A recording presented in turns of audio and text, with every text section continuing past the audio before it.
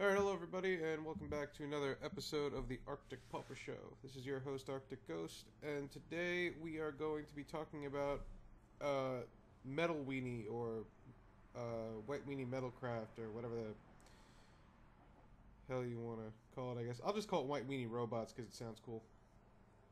So, unlike the regular White Weenie, this deck has the potential to be faster, and it takes advantage of artifact creatures such as Porcelain Legionnaire, Volt Scourge, and whatnot, and also the artifact lands to power up cards like Ardent Recruit to have a Wild Nicottle, essentially. Court Homunculus is a good 1-mana 2/2, which is also an artifact that helps towards Metalcraft for things like Auriok Sunchaser.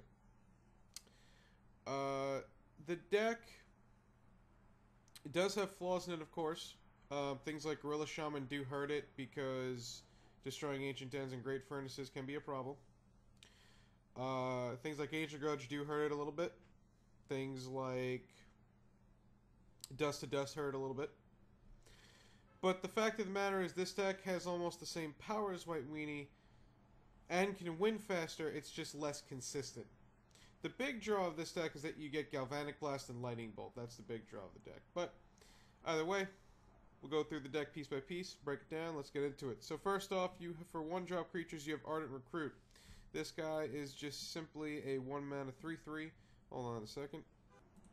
Okay, this should make things easier. So first off, we have Ardent Recruit.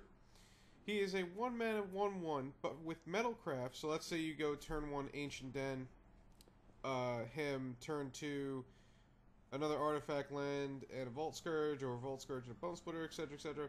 He becomes a Wild Nicottle for free. Pretty good in a format like this, you know, where you're just trying to beat your opponent down as quickly as possible. Not a format, a deck like this. Sorry. So yeah, great card. Next up is Court Homunculus. Now he's only a 1-mana 2/2, but the thing is that 2 toughness can sometimes make a difference with Raven Inspectors running around, Electrickery, and things of the nature. You know, so he's kind of your like elite Vanguard kind of thing. He's an artifact, and he gets +1/+1 as long as you control another artifact. So he's basically a 1-mana 2/2. Then you have Raven Inspector. Raven Inspector in this deck is great because the clue that it creates is actually an artifact permanent, which counts towards Metalcraft. And you can also cantrip with it if you need to. And also, Raven Inspector being a 1/2 is great when you're playing 4 Bone Splitter, because you get to Bone Splitter it and it becomes a 3/2. Pretty good. Let me see if I can adjust this just a little bit this way. Alright. Then next up, you have War Falcon. Well, War Falcon is not at its very best in this deck, because you have 8 creatures that don't turn it on. But that's usually not wow, you are a interesting little creature. But that's usually not going to matter, because the rest of your creatures are soldiers. So you'll be able to attack with them. So he's just a great 1-mana 2/1 flyer. It's about that. On to the 2-drop slot, you have Auriok Sunchaser, just a great 2-mana 1/1, but with Metalcraft, it's a 3/3 with flying, which is insane. I think it is the biggest flyer for the mana cost in this format, so it's just a great card. Then, of course, you have Core Skyfisher. It doesn't do anything special in this deck besides returning 3 Raven Inspector to get more clues, but the fact that it's a 2-mana 2/3 flyer is still really good. The fact of the matter is that 2 damage is a lot, and 3 toughness is actually quite a bit. Then you have the fake 2-drop and Porcelain Legionnaire. I don't cast this guy for 3 very often. This card is just great. Although it's only 1 toughness, so it does die to things like Death Spark, Kumbaj Witches, things like that. It's still really good because 3 damage is a lot for a creature at 2 toughness. And it has First Strike, which is huge. You do have to pay a little bit of life, but you're going to be killing your opponent a lot quicker than you should be killing yourself, so that 2 life that you're paying should not really make that big of a difference. Moving on, we have Volt Scourge, the fake 1-drop, of course, but you usually, you know, I should have put it in the 1-drop slot, I forgot about that, oh well. This guy is great. It has flying, it has lifelink, with Bone Splitter it becomes great, it's just a good card. It does lower the power level a little bit. It's no Squadron Hawk, but it does get the job done being a colorless creature that you can cast with a Great Furnace. So, it's pretty good.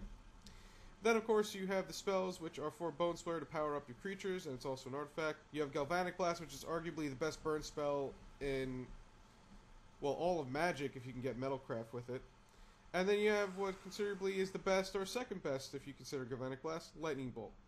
I had to hedge a little bit, and I only play 3 Lightning Bolts, but it's possible you could go up to 4. You could shave a Bone Splitter, you could shave a Volt Scourge possibly, but I don't think so. I like the deck's consistency. And then you have 18 lands. You have 8 red sources, you have 4 dual lands, and 4 Great Furnace, and then you have 10 white sources, being 4 Ancient Den and 6 Plains. Pretty straightforward. You don't really want too many lands to come into play tapped. You don't need Boros Garrison. You don't need Forgotten Caves or anything like that. The reason why I'm playing Windscarred over the Boros Garrison is because it gains you a life. So it combos with Core Skyfisher. That's pretty much the reason. Moving on to the sideboard, we have 2 Journey to Nowhere, some extra removal. We have 1 Rune of Protection Red just against the red decks. It's better than Copper Red in this deck because you have mostly white sources and it cycles at worst. Standard Bearer because it is one of the best sideboard cards available to you if you have that option. For things like Boggles, Infect, Stompy, you know, things of that like. Then, of course, you have Prismatic Strands. Prismatic Strands is a great white, quote, counterspell, end quote. You know, just for 3 mana, you get to stop an opponent's entire plan, usually, for that color. And for Flashback, you only have to tap 1 white creature. That's it. It's a really great card. I think that if you're playing a white deck, you should really be playing at least 3 of these if you can afford it, whether it's Slivers, whether it's White Weenie, whether it's maybe Black-White Aggro. I don't really know which one, but this card is one of the best sideboard cards you can have if you have the option.